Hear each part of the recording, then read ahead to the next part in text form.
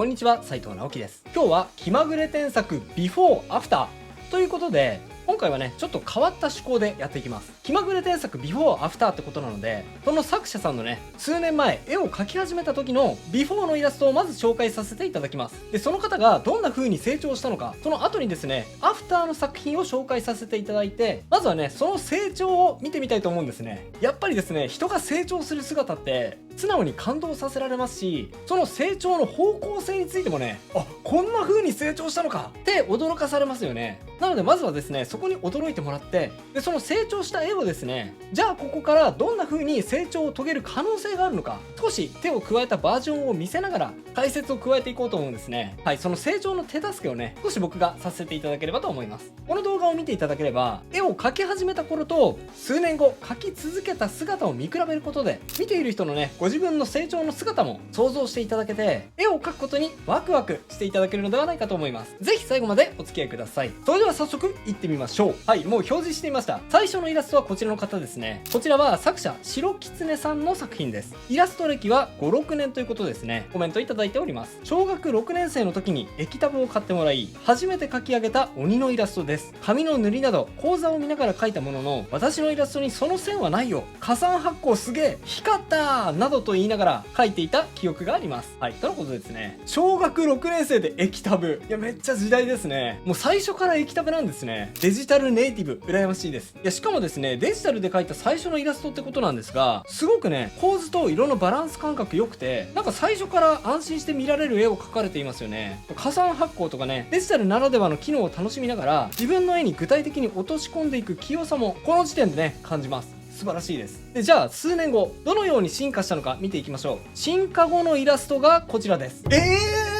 もう数年後でこの変化やばめちゃめちゃすごいですよね。はい、ちょっと落ち着きましょう。コメントいただいているので紹介します。桜と鬼と悲しい表情が描きたかったので、そこを意識しながら描きました。儚さの中に黒くドロドロとした感情を感じ取ってもらえたら嬉しいなと考えながら描きました。プロの方と比較すると見劣りするのは分かっているんですが、どこを直せばいいのか分からないので、プロの方との決定的な差や、より見栄えよく目に留まりやすいイラストにするにはどうすればいいのか、アドバイスをいただきたいです。とのことですね。いやプロと比較すると見劣りするって言ってますけど、もうそれどころじゃないですよ。まずはねこの成長の幅を喜びましょう。白狐さん素晴らしいです。はい、なんかね基本的なベースはそのままに、なんというか正当進化されているような感じですよね。キャラクターの頭身を少し上げて大人っぽい印象を追加しつつ、デッサン力もね格段に上がっているのがはっきりと見て取れます。はい、背景もねこう頑張って描こうとしているのがすごく好感持てますよね。はい、白狐さん頑張りましたね。はい、じゃあ白狐さんの成長の仕方を踏まえて、この先どのように変化していけるのか、僕なりの添削を加えつつお伝えできればと思うんですが、先にねもったいぶらずに結論をお伝えしちゃうと、白狐さんは元々の自分の良さをもう一度取り戻すことでさらに成長できると僕は思います。さあどういうことなのか、まずはもう実際の添削結果見てみましょうか。僕の添削結果はこのようになりました。はい、この変化ですね。はい、僕はですね右側のこの元の絵、白狐さんの最初の作品を見た時に分かりやすい色使いというかカラフルな色も上手に使える人だなと思いました。ただねこれはよくあることなんですが、絵を学べば学ぶほどカラフルな色っていうのはそのまま使うのが怖くなります。あと単純に絵はね描き込めば描き込むほど色がだんだん濁っていっちゃうので、全体の印象がくすんでいっちゃったりもするんですよ。なので白狐さんの今持っている画力と昔持っていた色の元気の良さ、この2つをガッチャンコすることで、さらに白狐さんは限界突破、パワーアップできると僕は思いました。さて結果だけ見せられてもちょっといきなりね変わりすぎですから、ポイントいくつかに分けて解説していきますね。はい、まずはこの元の状態を1段階だけステップアップしてみます。はい、こちら。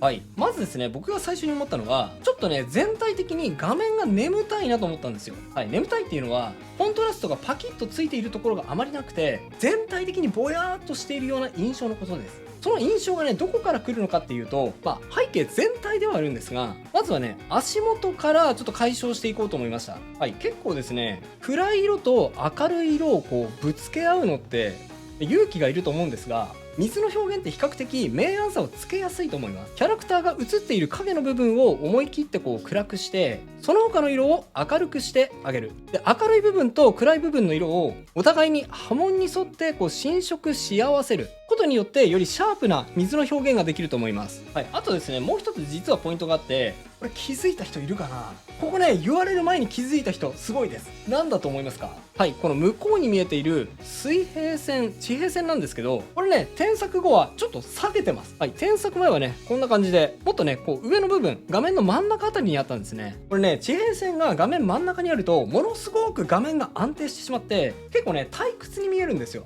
なんでこういう場合には、真ん中を避けて上に上げるとか、逆に下に下げるとか、どちらかに寄せた方が見栄えが良くなります。この場合にはね、キャラクターの座っている姿とかを考慮すると、地平線をこのように下げた方が俯瞰っぽいカメラアングルになって自然なので、地平線を下げてみました。そうすることで後ろに空間がガバッとこう空きますから、キャラクターがね、際立ちますよね。さあ、そして次に行きましょう。次はこのようにしました。はい、結構ね、ここで印象が変わりますよね。ここがね、一番僕が言いたかったことなんですが、僕ね、最初のイラストを見た時に、あ、この人桜の花の色にカラフルな色もそうじゃない色もいろいろな色を入れられる人なんだなって素直に感動したんですね。はい、どうしてもですね、初心者の人って桜イコールピンクで固定観念にとらわれちゃうので、ピンク一色で描いちゃう人多いんですよ。でもね、白キツネさんはこういうね、鮮やかな色を主体にしつつも、背景に溶け込むようにこう青っぽい桜とか、あとはちょっとこう紫がかった桜とか、いろいろね、描き分けてるんですよね。ただ成長後のイラストの方は、ここにね、ちょっと色の幅が感じられなくなってしまいました。はい、おそらくですね、デッサンの方に意識が向きすぎてしまったので、昔の色に対する意識がちょっとね、薄らいじゃっている状態なんじゃないかと思います。はい、これちょっともったいないですよね。なので僕は元々の白キツネさんの指揮感を取り入れてですね、手前の桜の色は結構鮮やかなピンク色に、そして奥に行くに従ってこう感触を取り入れたり、サイドを落としてみたり、奥行きや色の幅を出してみました。キャラクターのね、色が渋いだけに、こうすることでよりキャラクターと対比されて浮かび上がりますよね。はい、そして最後の状態、3段階目がこちらですね。はい、よく見えなかった人のためにちょっと何度かパカパカします。この変化です。ここはまあですね、最後の仕上げの部分ですね。アップにするとこんな感じなんですが、輪郭の部分を少し明るく持ち上げてあげて、そして輪郭線ももう少しはっきり描いてみました。こうすることでキャラクターの存在感をぐぐっと高めることができますので、こういうね、明暗の差が比較的抑えられているようなイラストであっても、しっかりと見やすい印象を作り上げることができます。はい、ということで1個目の添削は以上となります。こんな感じの変化でしたね。はい、もともと持っている感覚が素晴らしいので、自分が持っているものを余すことなく発揮することで、白キツネさんはさらに成長を遂げられると思います。これからも絵を楽しんでたくさん描いてくださいね。さあ、2枚目の作品いきましょうか。2枚目の作品はこちらです。はい、可愛らしいイラストですよね。ペンネームドラさんの作品です。イラスト歴は3年3ヶ月ということですね。コメントいただいております。私は幼い頃からずっと絵を描いてきて、中学1年生の頃にデジタルイラストを描き始めました。このイラストはデジタルイラストを始めて3ヶ月の頃、ちょうど今から3年前に描いたオリジナルキャラクターです。当時は初めてデジタルに触れたこともあり、毎日のように絵を描いていました。このイラストを描いた時には指書きに移行した頃だったんですが、新しい描き方に胸を躍らせていた記憶があります。ということでね、指書きに移行したってことは、スタイラスペンからあえて指書きに移行したってことなんでしょうか。いや、この前行ったね、専門学校でも iPad にあえて指書きしている人がいて、話を聞いてみたんですが、いや、この方が書きやすいんですよって言ってたんですよね。いや、いろいろな人がいるなって感心しました。ドラさんもね、そういう感じなんですかね。いや、面白いですね。はい、イラストについてですが、はい、キャラクターのデフォルメも少し独特で、楽しいイラストが描けてるなっていう風に思いました。で、そうです。忘れちゃいけません。成長した姿。今のね、ドラさんの絵が気になりますよね。どう進化したんでしょうか。見ていきましょう。成長後のドラさんのイラストがこちらのイラストです。はい、どうでしょう。いや、もうめちゃめちゃ進化してますよね。成長してます。キャラクターのデフォルメもね、すごく安定した感じがしますし、デザインもより洗練された感じがしますね。ご本人のコメントいただいております。斉藤先生の絵がうまく見えちゃう構図教えますという動画の飛び跳ね集中線構図を取り入れさせていただきました。水色と黄色を基調にしてポップなイメージを持たせつつ、アクセントカラーの赤色と手に持っている斧で明るい中に少し不気味な雰囲気を醸し出すイラストにしました。普段はほぼバストアップしか描かないため、全身が入る構図に苦戦しました。全身のバランスや体の構図が破綻していないか、背景をシンプルながらもっと派手に見せるような方法、ポップなイメージの中に少し不気味さを出すような色使いができているかなどお聞きしたいです。っていうことなんですね。いや、まあ反省点はいろいろあるみたいですが、とても元気があって良いイラストだなと思いました。目とか斧でね、ちょっとこう不気味な印象をつけたということなんですが、それも効いていてね、そういうアクセントもね、効いていますよね。さて、じゃあドラさんの成長を踏まえて、僕がどのように添削したのか、添削結果を見てみましょうか。いきますよ。こちらです。はい、ドン。はい。色とかね、全然変えてないですし、なんならね、キャラクターの部分もほぼ同じに見えると思いますが、なんか勢いがアップして、どことなくクオリティが上がった感じがしませんでしょうか。はい。さらにね、正当進化、遂げたような感じするでしょう。これ結構不思議じゃないですか。はい。じゃあ僕がどういう風に考えて、どう添削したのか、ポイントを順番にお伝えします。まず第一段階としてなんですが、ポーズを少し変更しました。ポイントは両手両足ですね。添削後は、この右手を前に、左手を後ろにして意識的にねこう前後関係をはっきりさせました。で足もですね、添削後右足が前に左足が後ろに来るようにして意識的に配置を変えています。はい、これ何をやったのかっていうと、キャラクターに横の動きだけじゃなくて縦の動き、前後の動きを追加したってことです。そういう目で見てみるとね、添削前はこの両手両足を見比べてみると画面に対してほぼ同じ距離に感じるんですよね。右手と左手同じような距離に感じますし、両足も同じような距離に感じます。ただこれだとですね、ちょっと絵として平面的に見えてしまうんですよ。なんかこう横スクロールの絵を見ているような感じなので、なんかいまいち躍動感が生まれない原因になってしまっているんですね。それはね、こう前後感をつけることによって解消した感じですね。あともう一つ意識したのが断面を見せるってことです。皆さんポーズ変更したことでなんとなく立体感がアップしたのをこの時点で感じている方いらっしゃると思うんですが、それなんでだと思いますか？理由はですね、これです。僕はこのように特に手首と足首に正面ではなく角度をつけることで各部位の断面が見えるようにこっそり調整したんです。ほら角度ついてるでしょ。添削前を見てください。ここはね断面が見えていて角度が感じるんですが、この辺はほぼ一直線、角度あんまり感じませんよね。そこをですね、こうやって断面をしっかり見せることでキャラクターが立体的に見える効果があるので、これはねぜひ取り入れてみてください。はい、そして2段階目がこちらです。はい、ちょっとね微妙な変化なのでパカパカしますね。この変化ですね。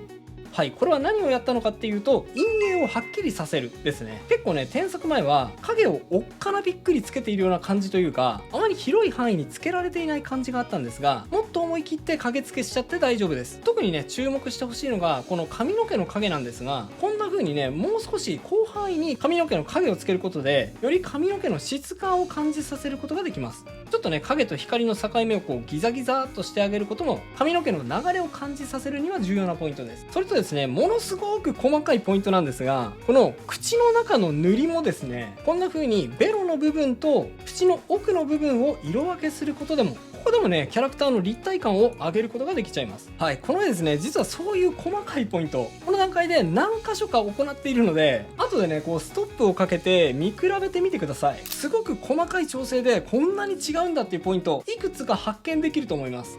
例えばね1個紹介すると、このほっぺたのハートの描き方とかもちょっとねポイントですね。真ん中の線を少し細くすることで見やすくしています。はい、こういうね細かいポイントいくつかあるので探してみてください。さて次は背景のパートですね。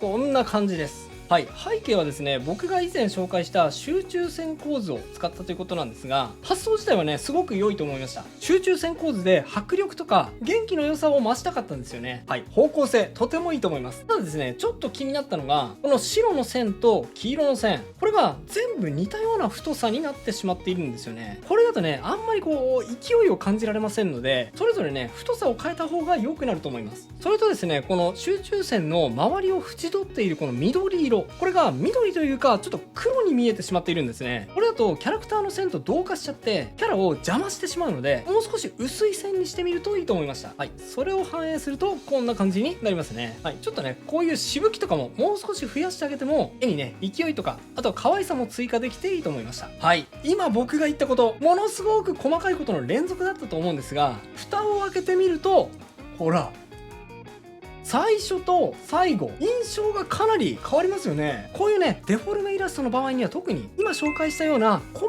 かい本当に細かい部分を何個も意識することが見栄えのアップにつながります。ぜひね今言ったことご自分のイラストに取り入れてみてください。圧倒的に魅力的なイラストが描けるようになると思います。はい、それでは最後の作品3つ目のイラストいきましょう。次はこちらのイラストです。もうすでに可愛い。はい。もう可愛いですよね。はい。こちらのイラストはラスクさんの作品です。イラスト歴10年のプロ志望の方ですね。コメント。この絵は私が自分の世界観を表現したくて、いろいろな動画や参考本を見て描いた絵です。この子のいるキラキラとした世界を背景や光で表現したいと思って苦戦しながらも頑張って描いた記憶があります。はい。ということで、いやもうプロ志望っていうこともあってね、すでに上手いんですが、この暗い中にね、色の変化もいろいろと感じられて、静かで荘厳な雰囲気を感じさせられるイラストです。はい。素晴らしいです。はい。ただですね、忘れちゃいけません。この方、これ昔の作品なんですよ。なので今はもっと進化して上手くなっちゃってるってことです。はい。見ていきましょう。ラスクさんの今の作品はこちらです。ドドンこれもね、正当進化って感じですよね。はい。コメントいただいております。きらめく星空を背景に、氷と夜空をイメージした少女が窓辺に座っている様子を描きました。絵がぼやけた印象になってしまったんですが、綺麗な光を描くコツなどあれば教えていただきたいです。また、もっと印象的な絵にするにはどうすればいいのかも教えてもらえますと幸いです。いや、さっきの子にね、背景が加わって、より世界観がはっきりして、見応えのあるイラストにパワーアップしましたね。